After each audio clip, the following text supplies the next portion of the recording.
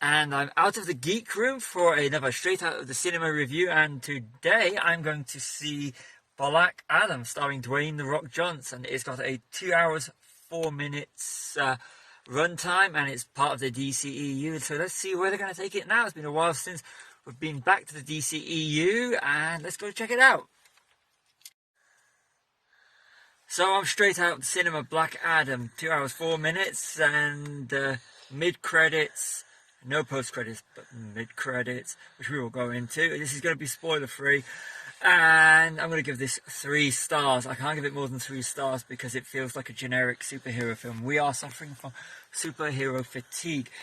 Dwayne Johnson is Dwayne Johnson. Dwayne Johnson is brilliant, and Dwayne Johnson, when he's on the screen, you don't really care about anything else. Bearing in mind, Pierce Brosnan is the other real star power in this movie. But it does feel like a generic superhero movie, which is such a shame because I did have such high hopes because I said Dwayne "The Rock" Johnson, the great one, the icon. But he is great, he is, and this does kind of feel like a Shazam sequel at times, even though I'm going to say it now, there is no Shazam in it, so this is not a spoiler. But it does feel like a generic movie. It's got a bit of a colour palette that is very reminiscent of Wonder Woman 1984 for me. But the problem is, the story's alright. It's not brilliant, but there was times I was getting X-Men vibes as well, and some of the CG is dodgy. I mean, they've done better with the DC TV and definitely the Marvel on Disney Plus, which is always going to be the problems. Marvel has been putting out since the Suicide Squad, which I think it was the last DCEU movie I saw at the cinema, which was absolutely fantastic, which suffered because it was on HBO Max at the same time it was in the cinema. But to me, the Suicide Squad and Peacemaker are, to me, what DC does right, as well as Superman and Lois and Supergirl, which I really enjoyed.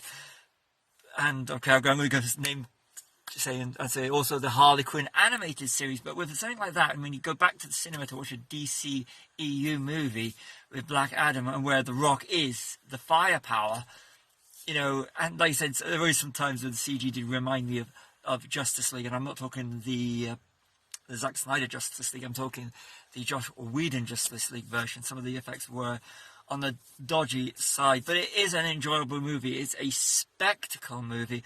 And the mid-credits is worth saying for the mid-credits, but the only problem with this mid-credits is it kind of overpowers the rest of the movie. So you're sitting there watching the movie, think it's a great movie, but it is overpowered by the mid-credits, which is something that shouldn't happen in a movie of this caliber.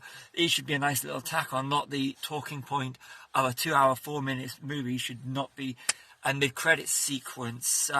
So it's underwhelming as a movie for me, which is sad because, like I said, I was really looking forward to this movie. But we've got Shazam 2 coming up next. I can't remember the subtitle right now, so I'm looking forward to that. I've got high hopes for Shazam 2 because I did enjoy the first one. I'm Stevie. This has been my opinion of Black Adam. Check it out if that's your sort of thing, or just wait a few months for it to come out on streaming or HBO Max and whatever service that they actually put these on these days. See you all soon in another review.